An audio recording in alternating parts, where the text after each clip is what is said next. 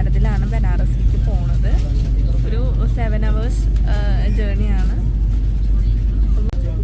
ശരിക്കും ട്രെയിനിലാണ് പോണതെന്ന് ഒരിക്കലും അറിയില്ലെന്ന് വെച്ചാൽ ഒരു കുലുക്കോ ട്രെയിനിൻ്റെ ഒരു സൗണ്ടോ ഒന്നും ഉണ്ടായിരുന്നില്ല. കറക്റ്റ് 6 മണിക്ക് നമ്മളെ ട്രെയിൻ എത്തി.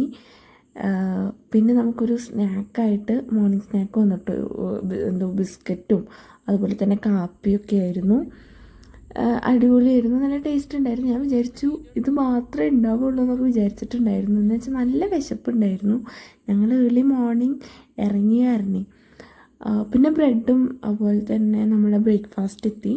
പുറത്താണെങ്കിൽ നല്ല കോടയുണ്ട്, പക്ഷേ ട്രെയിനിൻ്റെ ഉള്ളിലായതുകൊണ്ട് അത്രയും തണുപ്പ് ഞങ്ങൾക്ക് ഫീൽ ചെയ്തിട്ടുണ്ടായിരുന്നില്ല. കോടയൊക്കെ നോക്കി അങ്ങനെ ഞങ്ങൾ ഫുഡ് കഴിക്കാൻ തുടങ്ങി കേട്ടോ. നിങ്ങൾ വ്യൂ ഒക്കെ കണ്ട് കഴിക്കട്ടെ. അങ്ങോട്ട് വ്യൂ നോക്കട്ടെ. നല്ല കോട മഞ്ഞാണ് പുറത്ത്, നല്ല രസമുണ്ട് കാണാൻ, നല്ല തണവുണ്ട് കേട്ടോ.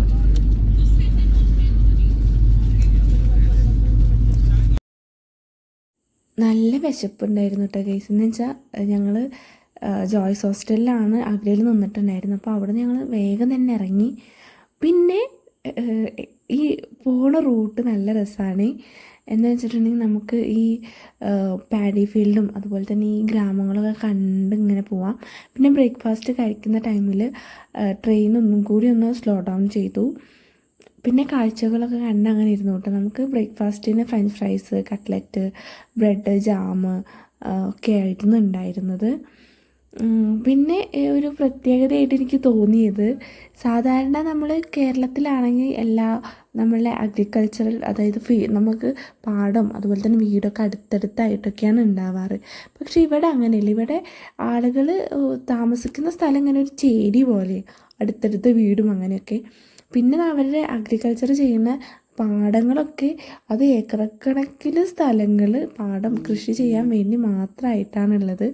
പിന്നെ ഞാനും അമ്മയും അച്ഛനും കൂടിയിട്ട് മറ്റേ ട്രെൻഡിങ് ആയിട്ടുള്ള റീലുണ്ടായിരുന്നില്ലേ, ടുരു ആ സാധനം ചെയ്തു കിട്ടാ. അങ്ങനെയൊക്കെ ഒരു സമയം പോയി. പക്ഷേ 7 മണിക്കൂർ ഭയങ്കരമായിട്ട് എൻജോയ് ചെയ്തു. സമയം പോയതേ ഞങ്ങൾ അറിഞ്ഞിട്ടുണ്ടായിരുന്നില്ല. അത്രയും അടിപൊളിയായിരുന്നു. ഞങ്ങൾ ആ കുംഭമേളയുടെ സമയത്താണ് ഈ ഒരു ട്രിപ്പ് പോയത് കേട്ടോ. അപ്പോൾ ഈ പാടത്ത് ഞാൻ നമ്മളെ സവോളയുടെ തൈയാണെന്നാണ് ആദ്യം വിചാരിച്ചിട്ടുണ്ടായിരുന്നത്. പക്ഷെ ഇത് ശരിക്കും മറ്റേ ഗോതമ്പിൻ്റെ തൈകളാണ്. അത് ഞാറ് നട്ടിരിക്കുകയാണ്. അപ്പോൾ നല്ല രസമായിരുന്നു കാണാൻ. അതുപോലെ തന്നെ ഏറ്റവും കൂടുതൽ കണ്ടിരുന്ന ഒരു വേള എന്ന് പറയുന്നത് നല്ല മഞ്ഞ പൂക്കളുള്ള കടുകിൻ്റെ തൈകളാണ് ഏറെ കണ്ടിരുന്നത്. പിന്നെ ഏട്ടൻ്റെ തൊട്ടടുത്ത സീറ്റിലുള്ള ഒരു ചേച്ചീനെ ഇട്ട് ഭയങ്കരമായിട്ട് കമ്പനി കിട്ടും. എന്ന് വെച്ചാൽ കുംഭമേളയ്ക്കാണ് പുള്ളിക്കാരി പോകുന്നത്. അപ്പോൾ അതിനെ പറ്റിയിട്ടൊക്കെ സംസാരിച്ചിട്ടാണ്. ഞങ്ങൾക്ക് ശരിക്കും ഈ ഒരു ഇവൻ്റ് അവിടെ നടക്കുന്നുണ്ടെന്ന് അറിയാതെയാണ് ഞങ്ങൾ ആ ഒരു റൂട്ട് പോയത്. നമ്മളുടെ ഭാഗ്യത്തിന് ഞങ്ങൾ കുറേ അപ്പോൾ ഉണ്ടായിരുന്ന ടെൻറ്റുകളും അവർ താമസിച്ചിരുന്ന സ്ഥലങ്ങളും ഒക്കെ കണ്ടു. പിന്നെ ഭയങ്കര തിരക്കായിരുന്നു. പ്രയാഗ്രാജ് എന്ന് പറഞ്ഞിട്ടുള്ള സ്റ്റേഷനിൽ ഭയങ്കര തിരക്കായിരുന്നു. ഞാൻ കുറേയൊക്കെ ഇതിൽ ആഡ് ചെയ്യാം വീഡിയോ. ശരിക്കും ഇത്രയും കുറച്ച് കാലം കഴിഞ്ഞിട്ടാണ് ഈ ഒരു വീഡിയോ അപ്ലോഡ് ചെയ്യുന്നത്. യൂട്യൂബുമായി പേഴ്സണൽ റീസൺസ് വീഡിയോ അപ്ലോഡ് ചെയ്യാൻ പറ്റിയിട്ടില്ല. പക്ഷേ എപ്പോഴാണെങ്കിലും നിങ്ങൾക്ക് കാണിച്ചു തരാൻ പറ്റിയാൽ എനിക്ക് ഭയങ്കര സന്തോഷമുണ്ട്.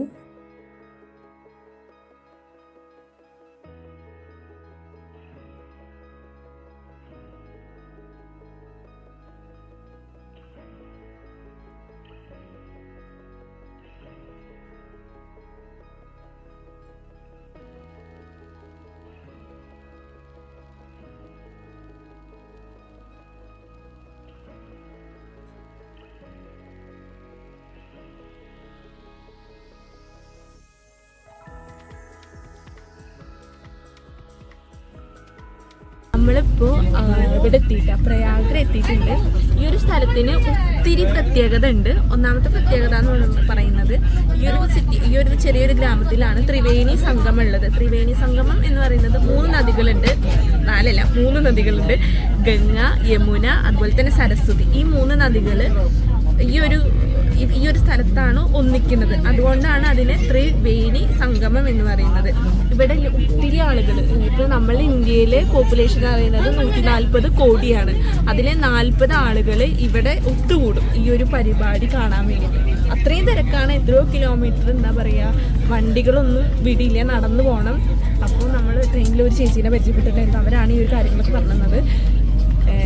ഒറ്റയ്ക്കൊക്കെ വരെ ഇതൊക്കെ കാണാൻ എക്സ്പ്ലോർ ചെയ്യാൻ താല്പര്യമുള്ള ആളുകളാണെങ്കിൽ വന്ന് എക്സ്പീരിയൻസ് ചെയ്യുക. നമുക്ക് എല്ലാ ട്രെയിനിൻ്റെ മേലിങ്ങനെ പരസ്യം ഇങ്ങനെ ഒട്ടിച്ചിട്ടുണ്ട്. ഒത്തിരി പേര് ആ ഒരു സ്റ്റോപ്പാണ്, ഒത്തിരി പേര് ഇങ്ങനെ കണ്ടോ അവിടെ ഇറങ്ങുന്നുണ്ട്. ഇപ്പം അമ്മയും അച്ഛനും ഏട്ടനൊക്കെ ഒരു ചേച്ചിനെ ആക്കാൻ പോയിട്ട് ഇവിടെ സാധനങ്ങളൊക്കെ അവിടെ ഉള്ളതുകൊണ്ട് എന്നെ ഇവിടെ എടുത്തിട്ട് അവർ പോയി.